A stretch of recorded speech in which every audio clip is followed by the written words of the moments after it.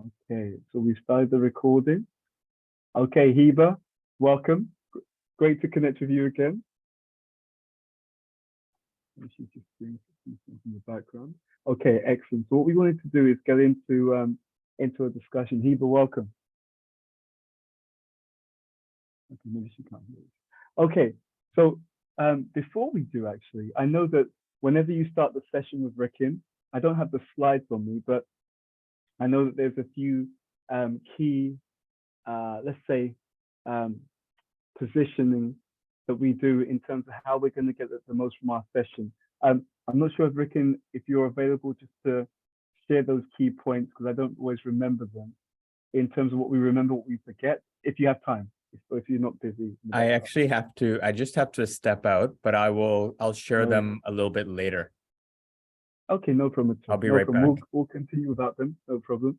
Okay, so let's get into it. So I just want to check in first of all, Christina, Hiba, Alicia, did you get a chance to do any reading from the Leadership 2 book for this section, Learn by Teaching, which begins on page 185? And Alicia, you are muted, just in case you're saying anything on the call. No, I didn't read that section yet, Ed. No problem at all. Christina, Hiba, just checking in. Did you get to do any reading? If not, there's no problem. We can do the reading here and now. I just wanted to check in first.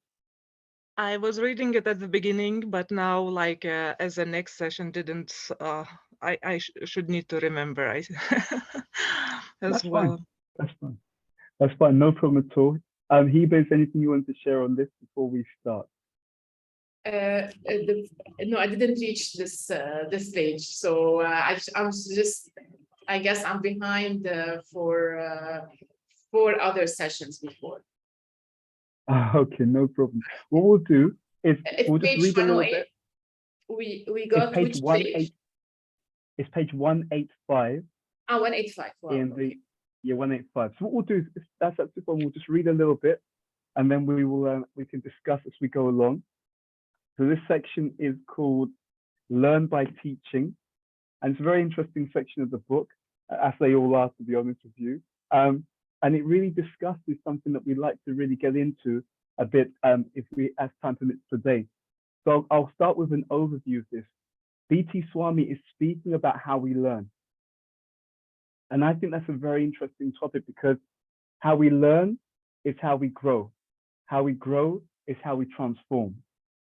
So he's actually giving us some real clues on how we transform and how we change character. And also he's explaining why it's so important that a leader is also a teacher at the same time.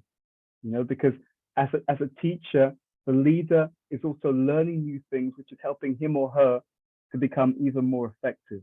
So I'll start the reading. And actually, no, let me see. Does anyone want to start by reading just the first paragraph, and then also the statistic and the percentages which are on that page? So we're starting on page 185. Would anyone like to read the first paragraph, and then also the different percentages about how we learn? I can do it. Yep. Okay, Oh. Alicia, please begin. Okay, learn by teaching.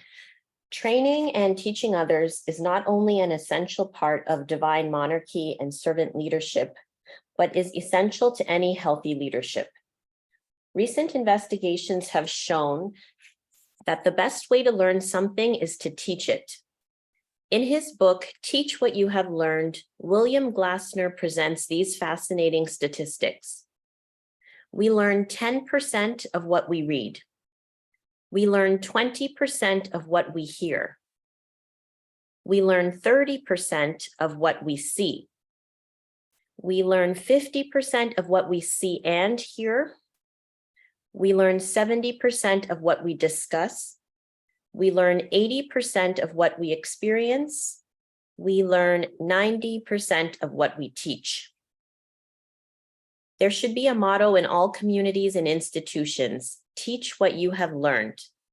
Learn, read, research, and hear the subject matter under study with the idea that you will have to teach it. Just imagine what happens in the mind when we study something we know we will have to explain to someone else. Thank Hi, you. everyone. And I can see Gabrielle and Ada is And there. Tiffany. Ada, great. Oh, and Tiffany as well. Wow, we have a triple whammy. Hello. Three, hello, three powerhouses in one place at the same time.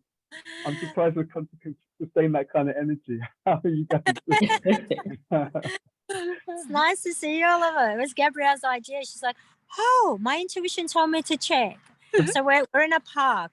Yeah, we're just sharing the view here a little bit Oh, beautiful. of nature. So we popped into hello. Yeah. Okay, wonderful, wonderful. It's great to see you, Gabrielle. Great to see you, Ada. Great to see you, Tiffany. It feels like it was yesterday. It does. It does. Now you're back on the screen again. I'm getting confused.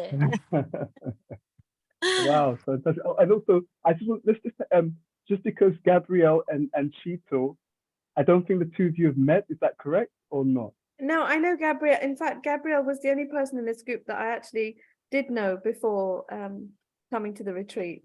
And We are Okay, connected wonderful. through Yogananda, right? Yes, So Ah, different parts we are connected to. and Titan, yeah. wonderful.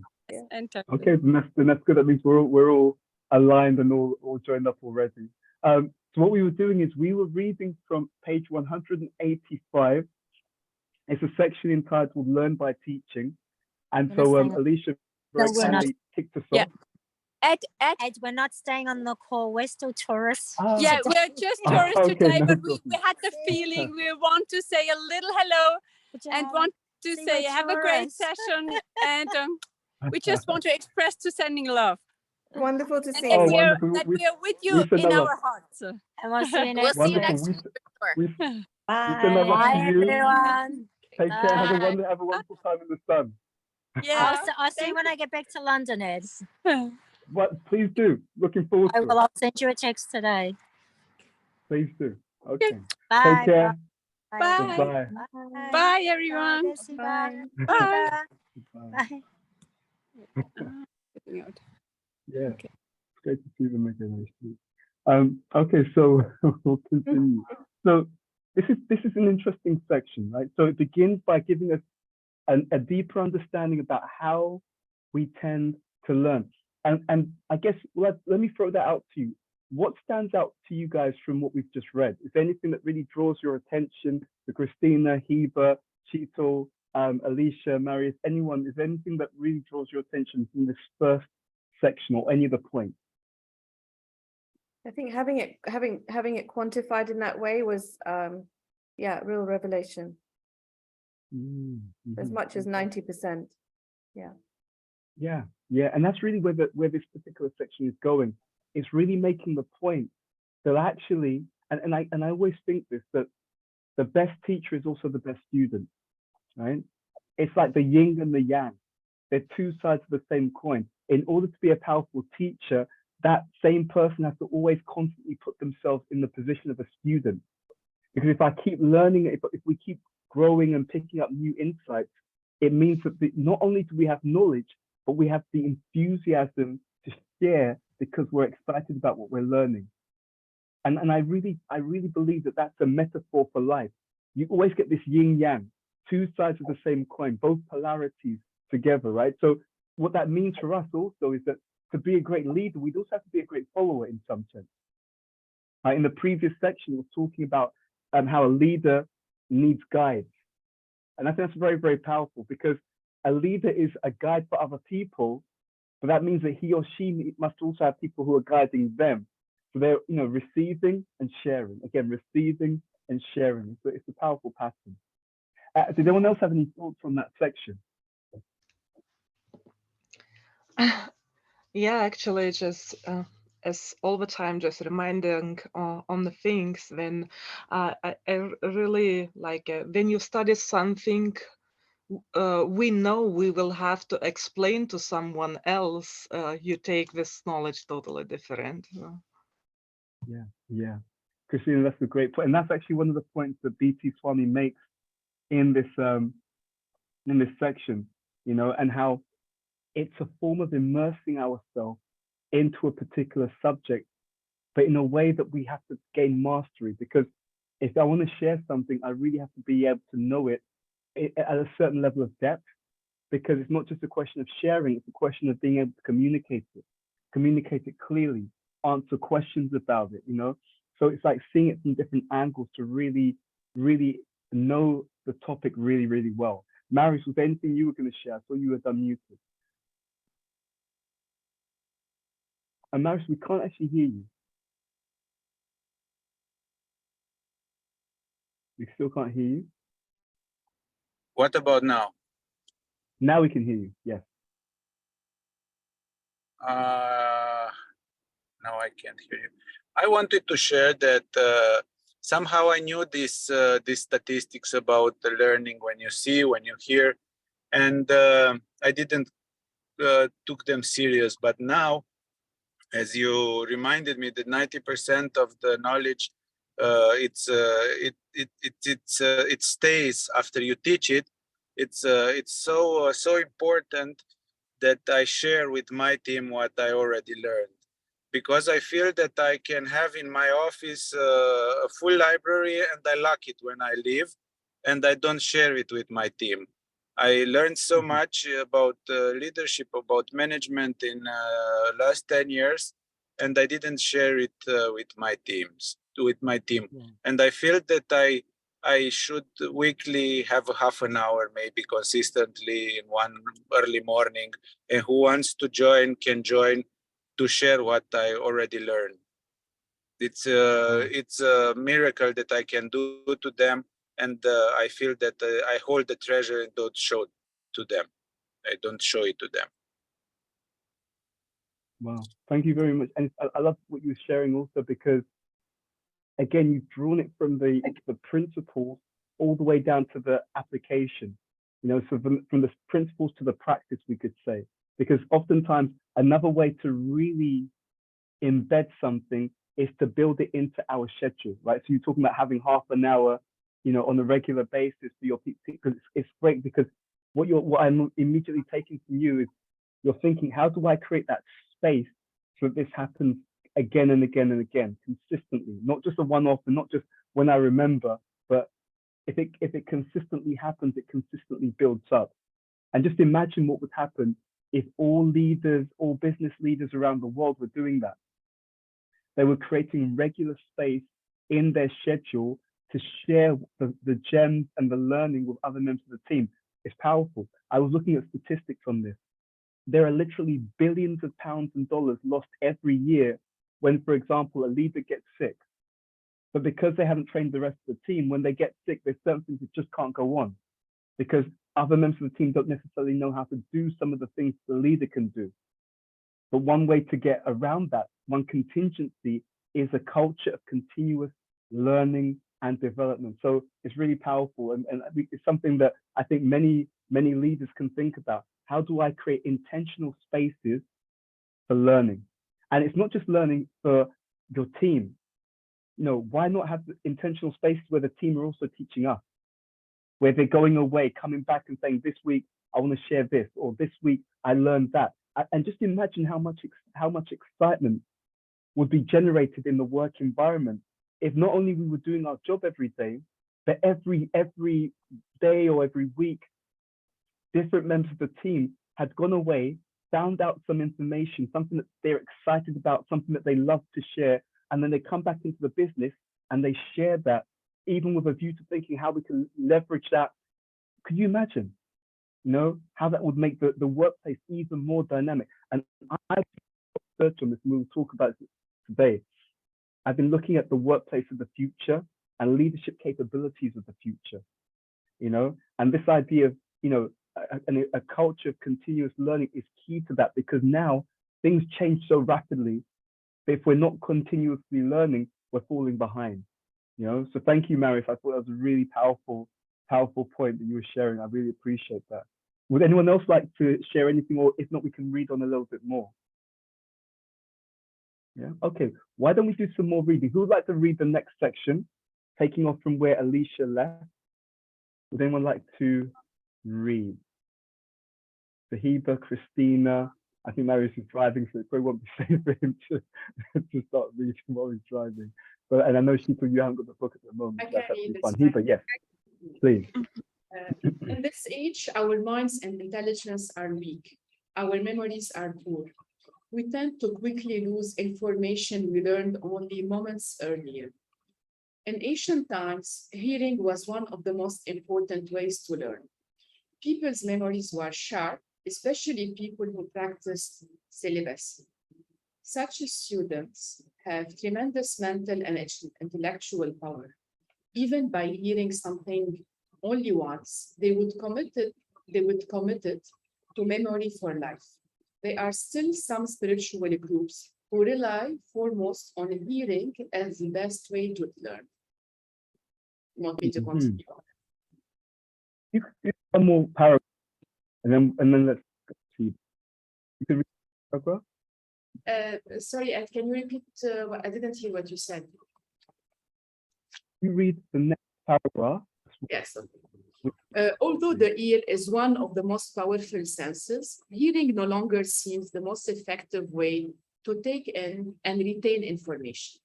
Sight has at least equal weight. What we see tends to stay with us longer than what we hear. Repeating what we have seen and heard makes learning stick even better. Discussion involves the intellect. It makes us think about what we have read or heard. It gets us involved in the subject matter on a different level. I continue. We can stop there. We can. Yes, we can see how. Sorry. We can pause. Let's have a discussion on you've just read. I have an issue with you. It's cutting all the time. Yeah, your sound is breaking up, Ed. Hold on.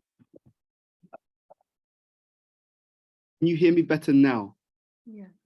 Yep. Yes, Okay. yes. So what I'll Yes. say, yeah. So why don't we just pause for a moment, Hiba? Thank you for what you've just read. Let's discuss this and then we can go from there. Okay. So again, to everyone, there's two very powerful paragraphs here about hearing and also how it affects us. Any thoughts, anything that stood out to you?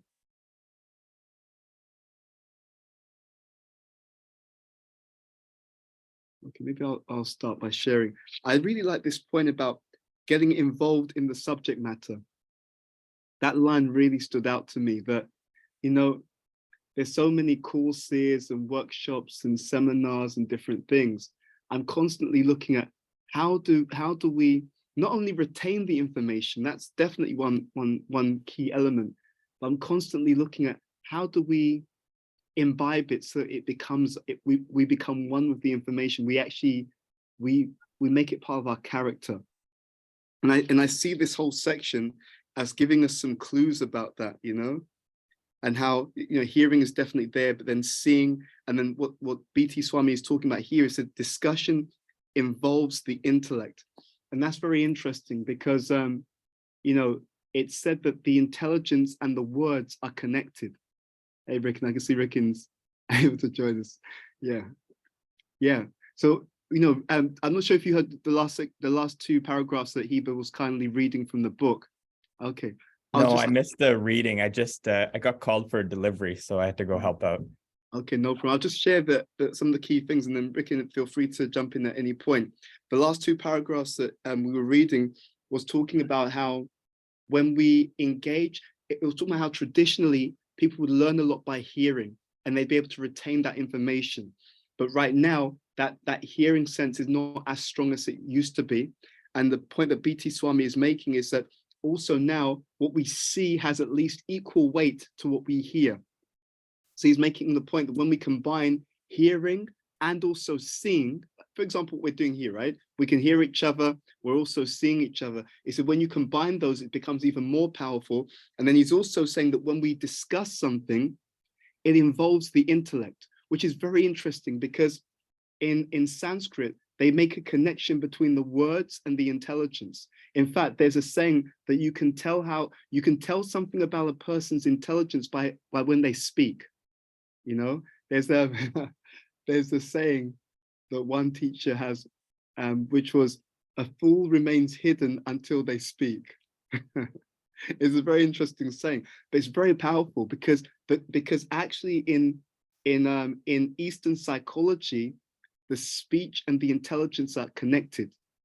So the intelligence affects the way people speak, and the way people speak also says something about the quality of the intelligence. So I thought that was just such an interesting point. Rikin, did you want to say anything? Any thoughts on that?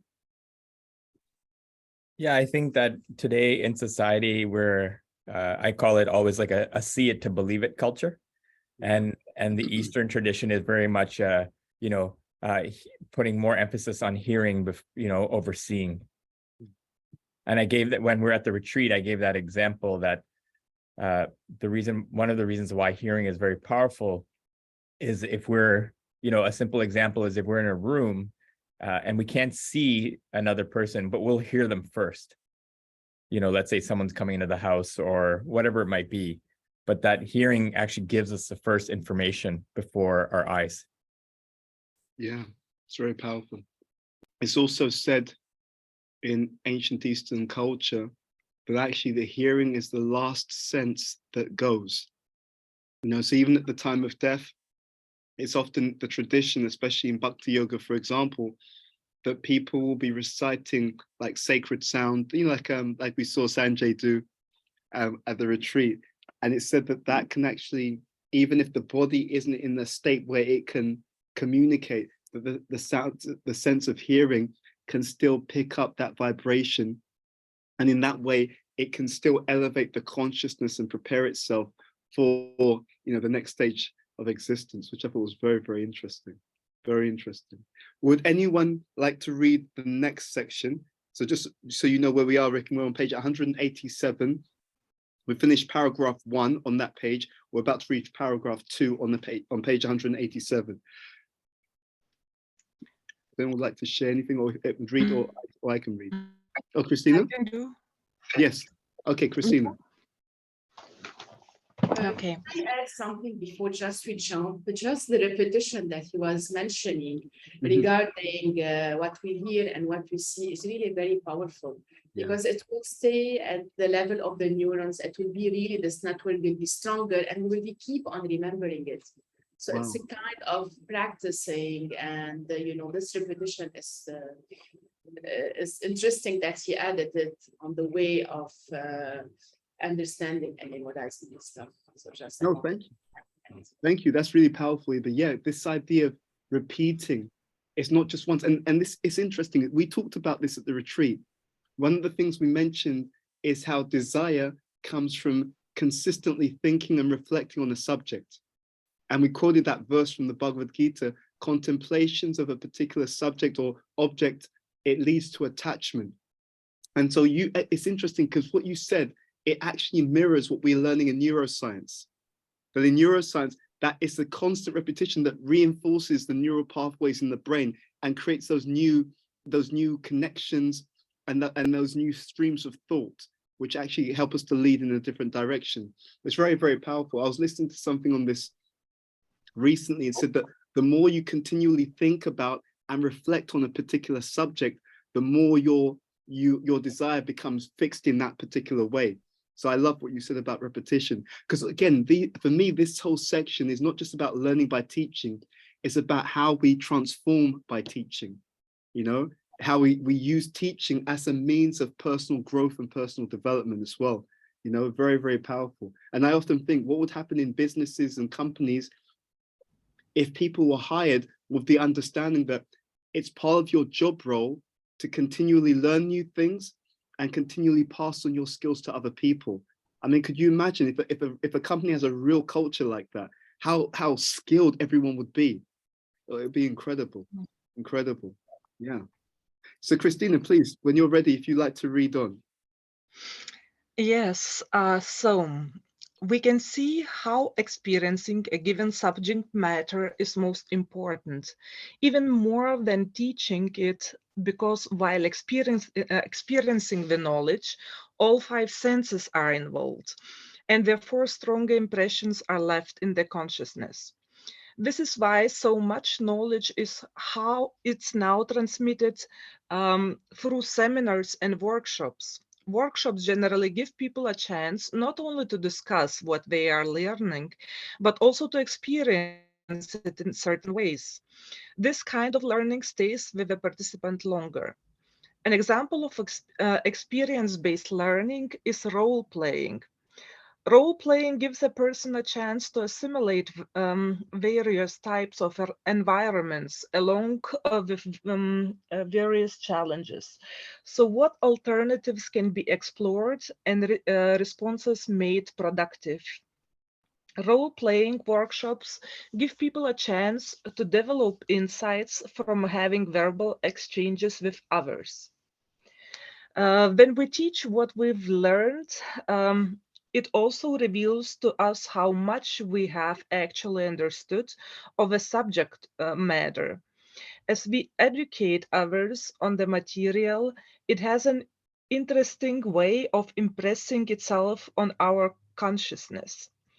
Just as I am familiar with the points about which I am writing in this book, I have read about them and thought about them, but now that I have to write about them and share them with others, it helps me to think about them on a deeper level.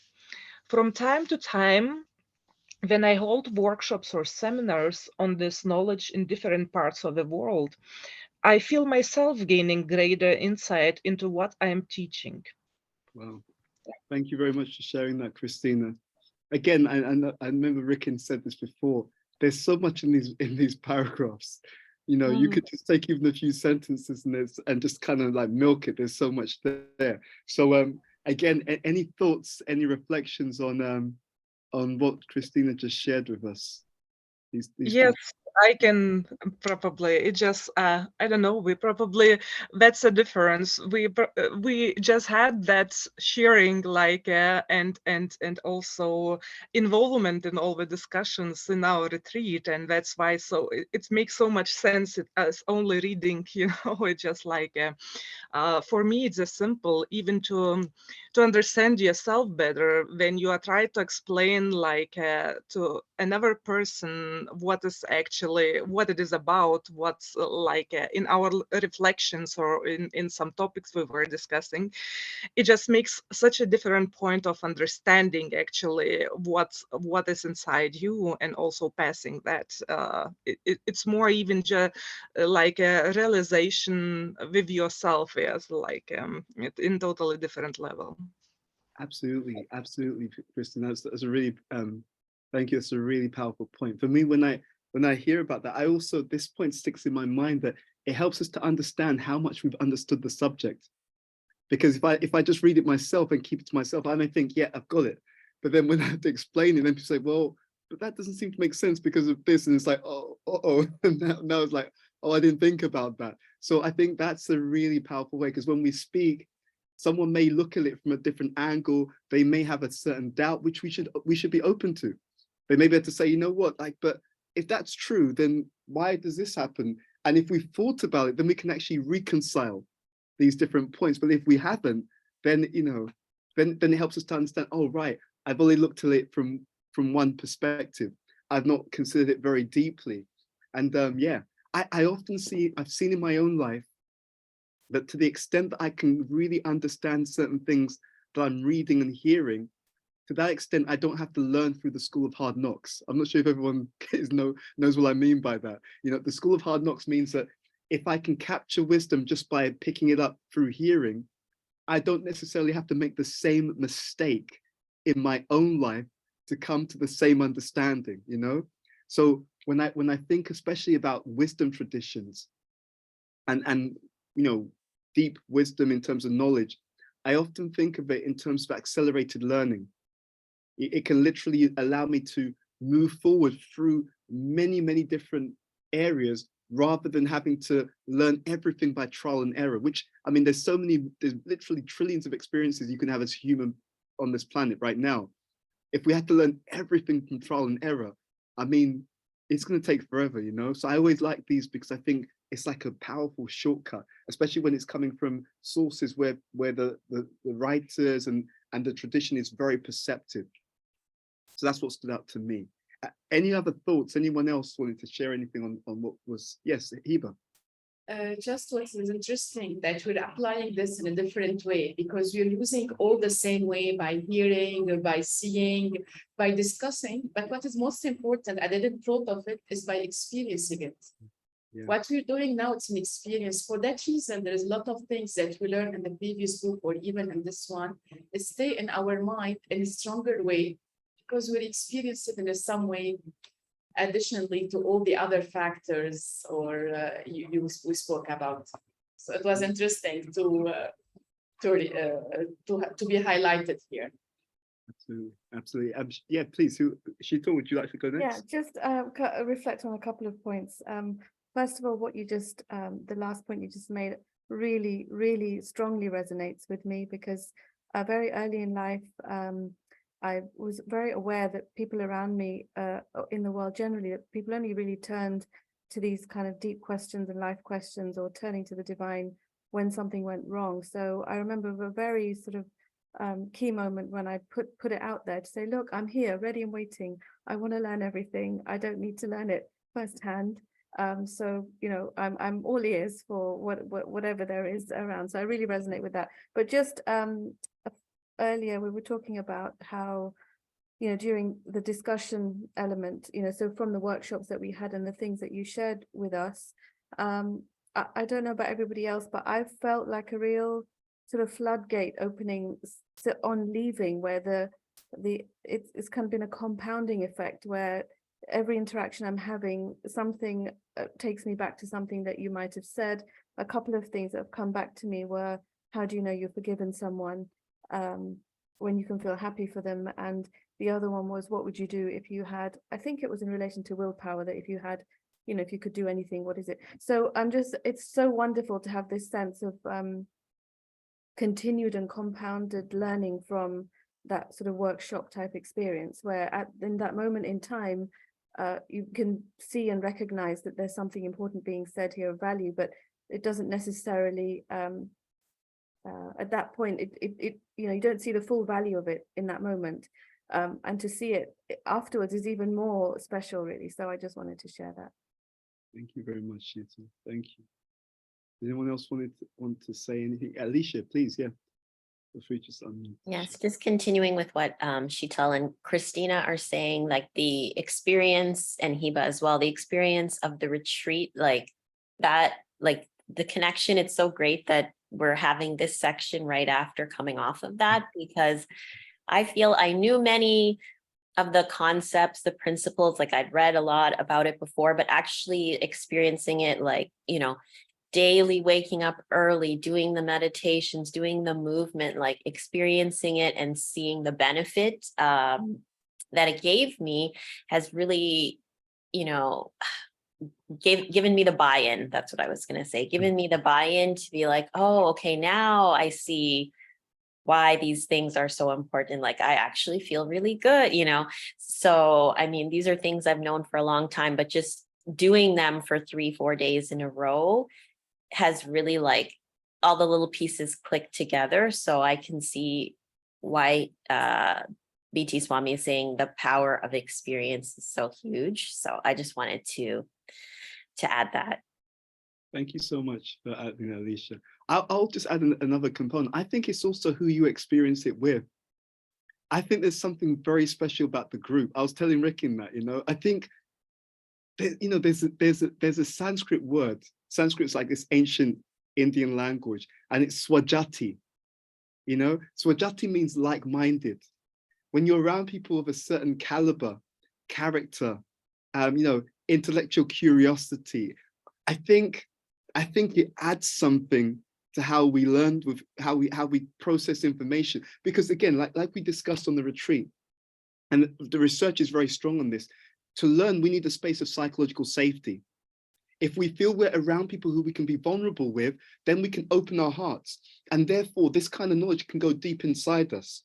I'm sure we've all experienced, I've definitely experienced, when you're around people who you know that they don't have your best interests at heart.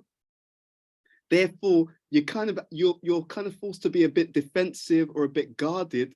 And for that reason, it doesn't allow you to absorb knowledge in the same way, you know? So I really think it's yes, experience, it's having the right caliber of wisdom or knowledge to put into practice, but I strongly believe it's also who you're doing that, who you're transforming with, who we are, who we're in the association of when we're learning. And I've seen it, I honestly have seen it, especially when you're around people who you know are good people, kind people, well-intentioned people. I think it makes everything easier. You know, it makes learning easier, it makes success easier, because you can kind of be open and be yourself because there's that trust. So I really think that it's the association as well that has a huge role to play, not just on how people do right now, but on where they end up in life overall. You know, that's I really believe that. I really believe that. Anyway, I just want to, you know, throw that out. And is there anyone else who wants to read?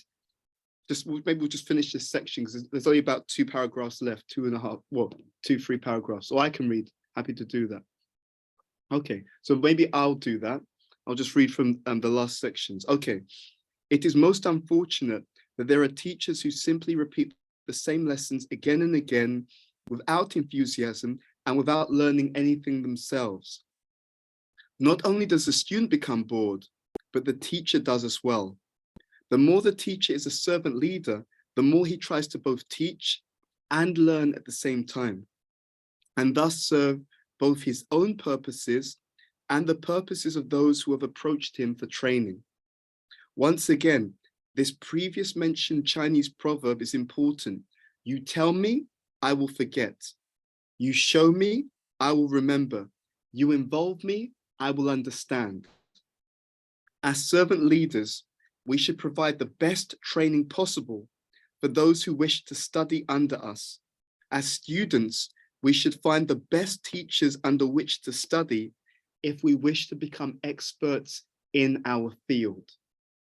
Okay, I think that's a really powerful conclusion to that section. And again, any thoughts, reflections, anything that anyone would like to share based upon those last few paragraphs?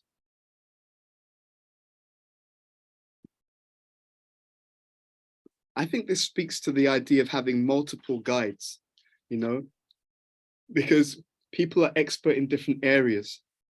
And I think this is about, you know, finding the best teachers. So in any field that we want to become expert, we're looking for teachers in that field, or guides, mentors, coaches in that field who can help us to accelerate our learning. I often see this when we teach leaders. Someone who has an area of expertise, they've already churned it, they've already been through it, and like you said, they've experienced it.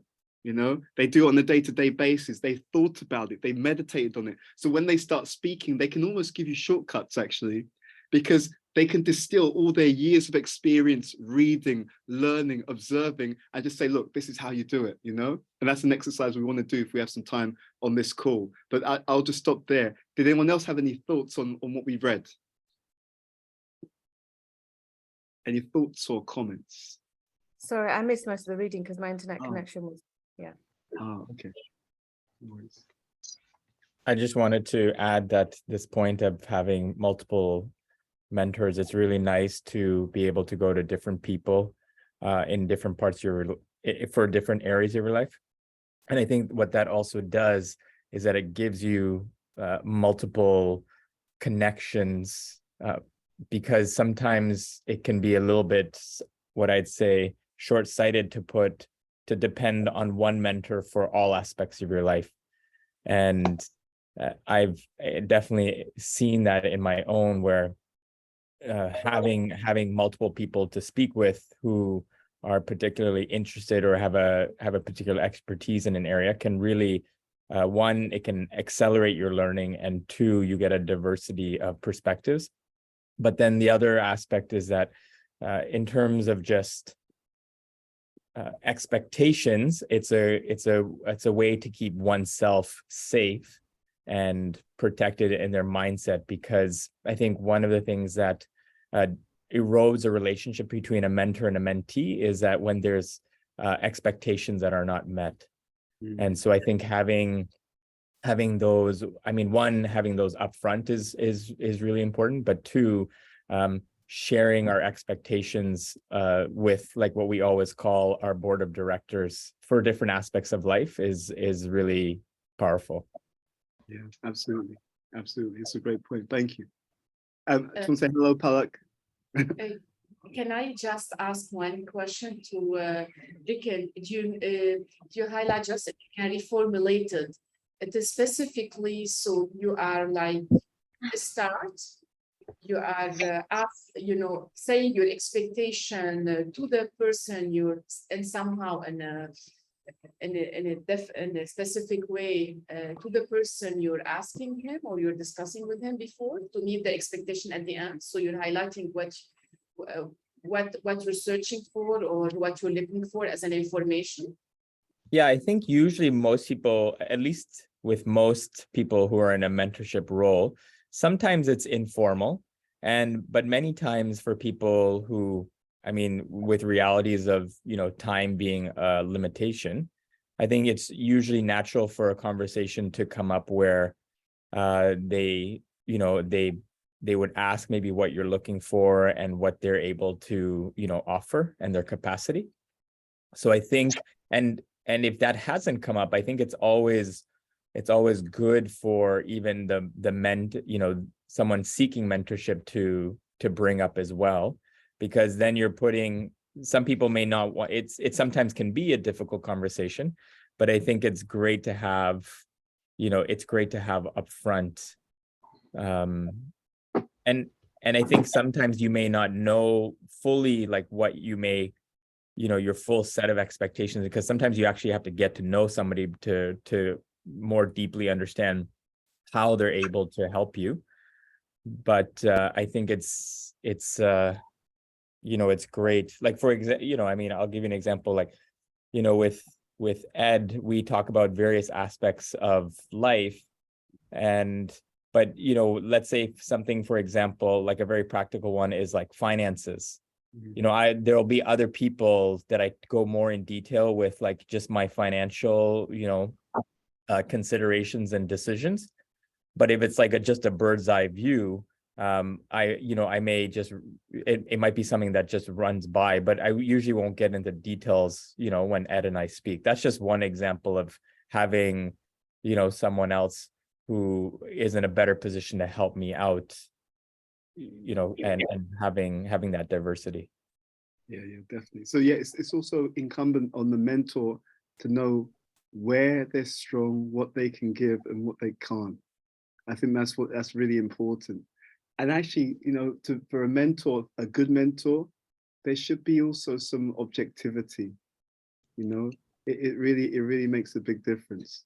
Then you can actually, and to Ricken's point, which I think is absolutely crucial, it's about clarifying expectations and being honest. Then it's like, okay, this is what we can give. Maybe in this area, it's not an interest nor a strength, and everyone's free to, to explore other situations with other people who may be more in depth in that particular area. And I think that makes for a very healthy relationship. Yeah, absolutely. Christina's got a hand up. Christina, did you want to say something? Yeah, it just thank you, Ricken. This expectations is very nice, and it brings me again, like for one thing is about the safe space and vulnerability. Actually, what it's just like placing expectations, the same like saying something you are I'm not sure about, or something what is deep inside you. It's just being vulnerable, and actually it is like and you told Goods, like you see how full you are just when you start talking, just like so it's just our intuitional knowledge and just like a readiness to be vulnerable in eventual and probably to also to show that you do not know what stops us to open up, especially in the certain spaces. But it's actually such an important link, just because you start like a kind of first being being vulnerable to yourself because you admit something that you might do not know in one side, and another side that you might have an expectations, which is another vulnerability. So that's this I don't know, respect and also what you are waiting for, just to say it without insulting the person, your value for something else. So it's just like for me it's this connection very interesting. Yeah. Yeah, I really like that idea, Christina. I hadn't really ever thought of it that way, but vulnerability with yourself. It's really powerful because sometimes so many other people see things about ourselves, but we don't actually see it. And I think it requires sometimes some difficult, it always means that there's some, this vulnerability with ourselves will always require some allowance for letting go of our own ego, which is not always easy. Yeah. But I really appreciate that idea of vulnerability with ourselves. Thank you, Christina. Does anyone else want to say anything? Okay. So first of all, I just want to check how much time people have, because I have an exercise that I thought could be interesting to do. When do people have 20 minutes, 30? Like, what's the situation? When do people need to leave the call? So I'm good for about another 15 minutes or so. Okay, so Alicia, you said 8:30. Does that mean, so what, 8:30 your time, Alicia? I'm not quite sure. 7 Is that- minutes. In 10 minutes. Okay. Okay, no worries, no worries. Hiba and Christina, what's your I'm flexible. Okay, Christina? As well, flexible. Okay, I'll just share my slides then, and then we can just begin this, and we can always continue this later on. So let's go here. Let me present this in a certain way. So if I go like this, so this is beginning with a bit of a recap of some of the things we saw in this particular chapter about how we learn. The different percentages are there. And the reason why we want to get into this is because we wanted to really tune into this, but through the lens of looking at some research. There was some research done by McKinsey, Accenture, the Hay Group, and Deloitte. These are all global management consulting firms, and they were looking at leadership capabilities. And they came to the point of looking at 16 capabilities, which are considered to be key leadership capabilities in the age that we're in now, like they call the digital age, okay? So what I want to do is just share these 16 with you. What I'd like you to do, okay, so I'm gonna give a few seconds on each slide. I'm gonna share all 16. I'd like you to make a note on one or two. Actually, no, you're gonna choose 3 capabilities where you feel you've got some knowledge or some insight or some understanding. Okay, so this is the first slide. Okay, so you've got inspiring new ways of thinking. These 16 capabilities were the result of the research by these consulting firms. And they're looking at some capabilities that leaders need to have in order to continue to lead strongly both today, but also into tomorrow. Okay, so you'll see the first 6 here: inspiring new ways of thinking, leading through influence and collaboration, curiosity. Talent stewardship means the ability to foster talent within your project or your company, the ability to build and leverage diverse teams, and then also understanding the fundamentals of business and the power of new technologies. Now, I would say here, new technologies will definitely include AI, machine learning, etc. So I'm going to go to the next 6 in a moment. Okay, so the next 6 are the courage to challenge how things are being done, right? Listening is always a key skill. Being resilient in the face of constant change. The ability to manage people through periods of rapid or quick change. Navigating an environment of risk and ambiguity. That means when we're in situations where we don't have all the information, we don't have all the answers, how do we make decisions and move forward? And then here, the ability to ask good questions, right? To know what do I need to ask in order to get the right knowledge. So I'll give a few seconds. These are the next 6, and there's another 4, which I'll share in a moment, okay? So I'll leave this on the screen for a few more seconds, and we'll go to the next slide. Okay. So Next slide. The last 4, empathy. You know, literally being able to put ourselves in other people's shoes. Adaptability, being able to flex and change as necessary. It says being savvy about digital business. Savvy means being knowledgeable and sharp and able to see how to take opportunities when it comes to digital business. And the last one is the ability to foster a shared sense of purpose. That means to get everyone on the same page, focused on the same goals. Okay, so we're going to do an activity. We're going to start this activity today. What I'm going to do is we're going to do the following. I'm going to share this on my screen. So we talked about the power of teaching. Okay, what we're going to ask you to do is think about an area of expertise or learning that you have. You know, you've done business, you've been involved in different projects, you've learned different things, you've read different things. You're all going to think about one area. It could be in the 16 that we just shared, but you know what? Let's be open. If there's another area of expertise, something that you know really well, for example, someone on this call, you may be really strong in terms of how to use social media for business, right? For someone else, you may have done a lot around coaching, a lot of experience in coaching. For someone else, it may be a lot of work around helping people to cooperate together as a team, right? So building teamwork, team spirit, whatever it is, you're going to think about an area of expertise or learning that you have that can benefit others. Then I'm going to ask you to make some notes, just some introductory points. It's an area that you already know, so you don't have to kind of write an encyclopedia. It's just that when you start to talk about that area, what would be the first few things that you would share? What are the main gems of wisdom in this area that you are familiar with? Then what we're going to start to do is get into a discussion on the area that you have some expertise in, and we're going to have it almost like a fireside chat. You're going to begin by just sharing a few things about that area, then other people can then chip in and ask you some questions, and you know, you can start to answer. And what we're doing in this activity is exactly what we read about. We know that the more you teach something, the better you understand it. So it benefits you because you're then deepening your insight, and it also benefits everyone else because they're gaining the benefit of your insight, experience, you know, reflections, etc. Okay, so what I'm going to do, I'm going to go backwards. I'm going to show you those 16 capabilities again. You don't have to go with any of the 16, but it's just to give you that option if you want to. I'm going to go back a few pages. So we'll go backwards like this.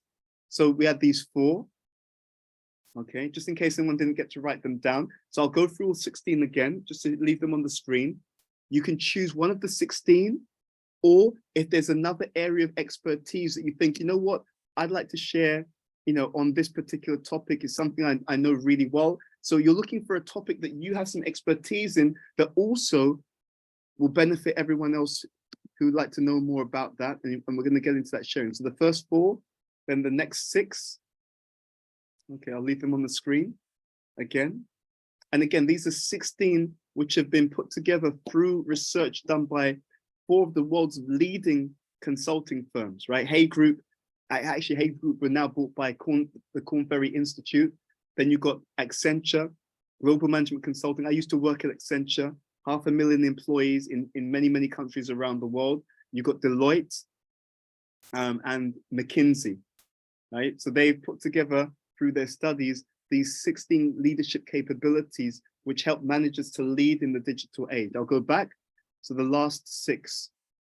Okay, again, and then we're going to ask you to choose one area that you have some, you know, knowledge or expertise of.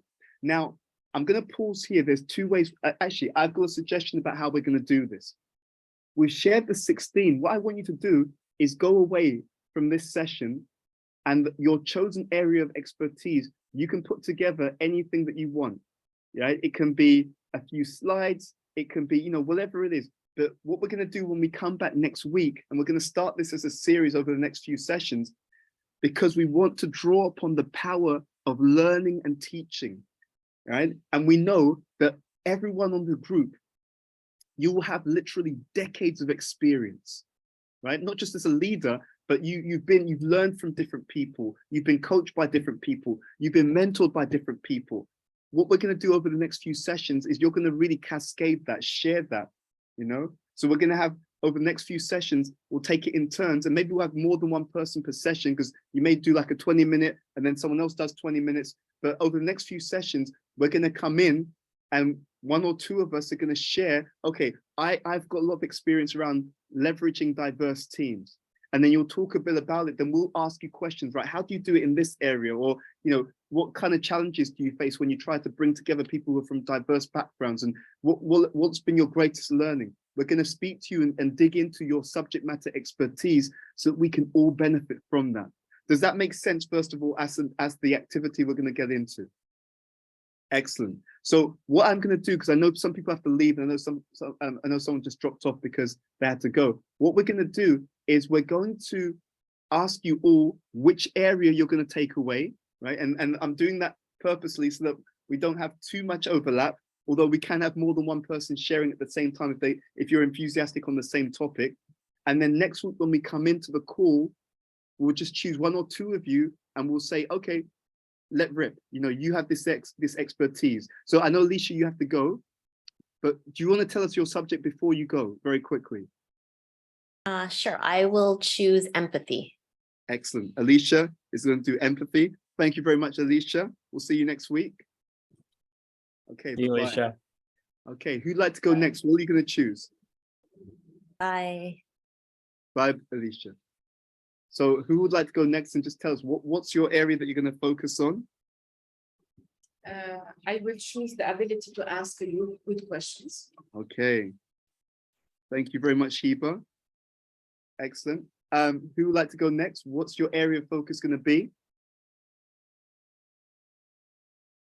Sheetal, would you like to share? I'm not sure actually. I'm not sure you know, I mean, is it something that we're already doing well, or that we would like to be doing better, or that we can reflect on? If it's something that we already have expertise in, I'm going to have to think about that. That's fine. And you're not limited to the list, by the way, Sheetal. Okay. If there's something else that you thought, okay, it's not one of these 16 capabilities, but I have a lot of experience in this particular area, you know, something that, you know, something broad enough that it can also, you know, help other people, you know, then feel free to come back to us with that. Is that okay? Yeah, sure, absolutely. Okay. Yeah. And there's no pressure, because also if that's something you need a bit more time to think about, next week we can go with some other people to start, because 2 people already have something. So there's no pressure on you. Take your time and then come to that realization when you're ready. Is that okay? Yeah, that's perfect. Yeah. Phenomenal. Okay, so let's go to Christina. Is there a particular subject that you'd like to share something on, Christina?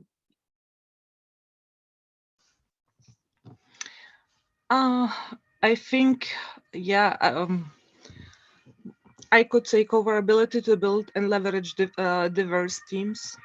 Excellent, excellent, Christina. That's fantastic. Thank you very much. Okay, I'm going to ask if Ricky and if Palak, if either of you, I'll just say also, Palak was giving me amazing downloads about the food industry when we were in the Vedanta. There was so much, I was learning a lot, and I was thinking, we're gonna dig into that one another time, you know. But Rikin and Palak, if you wish to, I know Rikin sometimes because you have work at the same time, so if you want to give this a pass, that's fine. But if there's any area that you feel like you want to share, you're also more than welcome.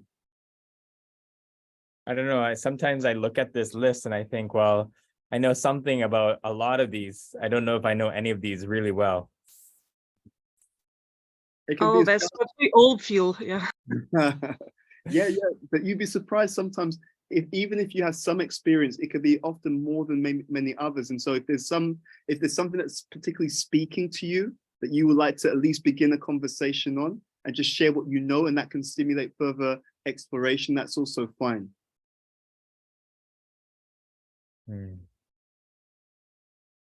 Should I come back to you, Rikin? No, let's go. I mean, I can, whichever ones aren't taken, but either resilience in the face of constant change or lead through influence and collaboration. Perfect. So, okay. I can do either of those, whichever ones aren't taken. Okay, excellent. And then let's go to Palak. Palak, would you like to?